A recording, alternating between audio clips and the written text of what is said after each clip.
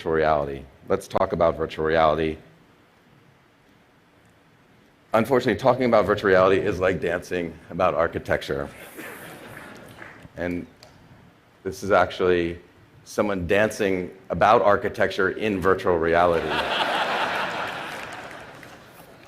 So it's difficult to explain. Why is it difficult to explain? It's difficult because it's a very experiential medium. You feel your way inside of it. It's a machine, but inside of it, it feels like real life. It feels like truth. And you feel present in the world that you're inside, and you feel present with the people that you're inside of it with. So I'm going to show you a demo of a virtual reality film, a full-screen version of all the information that we capture when we shoot virtual reality. So we're shooting in every direction. This is a camera system that we built. It has 3D cameras that look in every direction and binaural microphones that face in every direction.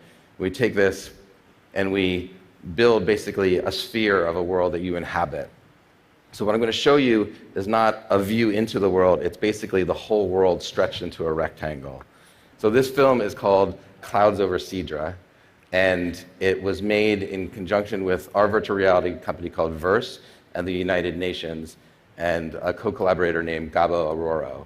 And we went to a Syrian refugee camp in Jordan in December and shot the story of a 12-year-old girl there named Sidra.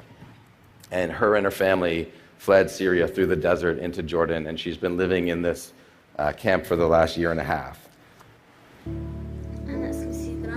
My name is Sidra. I am 12 years old. I am in the 5th grade. I am from Syria in the Dar'a province in Khil City. I have lived here in the Zatari camp in Jordan for the last year and a half. I have a big family, 3 brothers. One is a baby. He cries a lot. I asked my father if I cried when I was a baby, and he says I did not. I think I was a stronger baby than my brother. So when you're inside of the headset, you're not seeing it like this. You're looking around through this world. You'll notice you see full 360 degrees in all directions. And when you're sitting there in her room watching her, you're not watching it through a television screen, you're not watching it through a window, you're sitting there with her. When you look down, you're sitting on the same ground that she's sitting on. And because of that, you feel her humanity in a deeper way. You empathize with her in a deeper way. And I think that we can change minds with this machine. And we've already started to try to change a few. So we took this film to the World Economic Forum in Davos in January, and we showed it to a group of people whose decisions affect the lives of millions of people.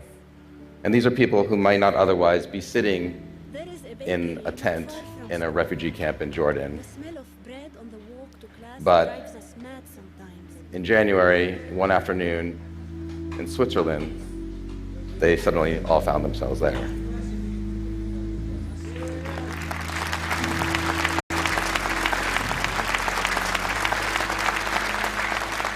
And they were affected by it.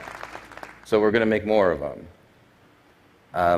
We're working with the United Nations right now to shoot a whole series of these films. We just finished shooting a story in Liberia, and now we're going to shoot a story in India.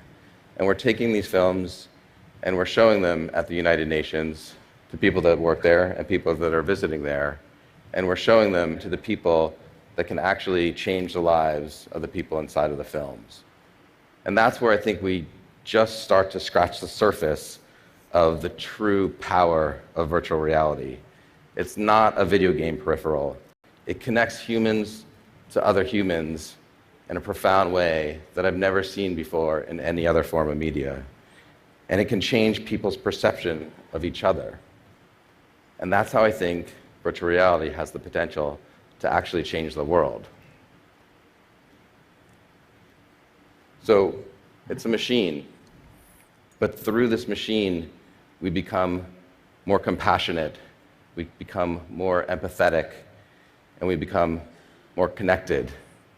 And ultimately, we become more human.